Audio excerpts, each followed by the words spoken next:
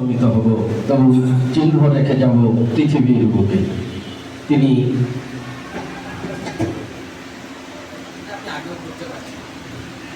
আচ্ছা, আমি একটা এটিকেট বলতে চাই, যেহেতু আপনাদেরকে আমি দীর্ঘদিন ক্লাস নিয়েছি।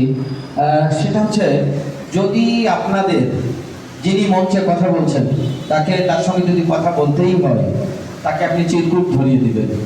এবং আপনি যদি কোনো ডিভাইস সংযোগ করতে চান, উনি তো একটা সময় স্পেস দেয়, কথা শেষ করেন, তখন আপনি এই কাজটা করবেন।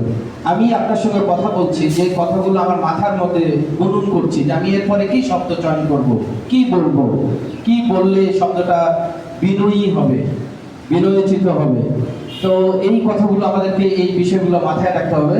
আর সবসময় যিনি উপস্থাপনা করবেন তার অ্যাটমসফিয়ারকে আপনাকে অনুকূলে রাখতে হবে।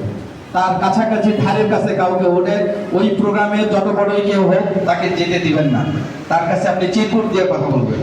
এই বিষয়গুলো কিন্তু আমি ক্লাসেও বলেছি, আপনারা সাংবাদিক, জাতির বিবেক, এটা করতে হবে। আর আমরা সবসময় যার সঙ্গে দেখা করব, দিনের শুরুতেই যাব, আগের দিনের অ্যাপয়েন্টমেন্ট নেব, তার সঙ্গে কথা বলবো। ঠিক আছে, ধন্যবাদ। আমার কথায় যদি কেউ কষ্ট পেয়ে থাকেন আমি ক্ষমা চেয়ে নিচ্ছি।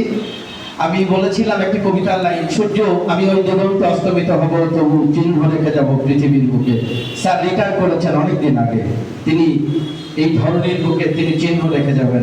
তিনি একজন প্রতিবাদী শিক্ষক, যে শিক্ষক বুদ্ধিজীবী, কবি ও কেরানি প্রকাশ্য পথে হত্যার প্রতিশোধ চায় না, আমি তাকে ঘৃণা করি। স্যার এরকম শিক্ষককে, এরকম কবিকে, এরকম কেরানিকে ঘৃণা করেছেন। স্যার প্রতিবাদী একজন শিক্ষক। আরো একবার করতালি স্যারের জন্য।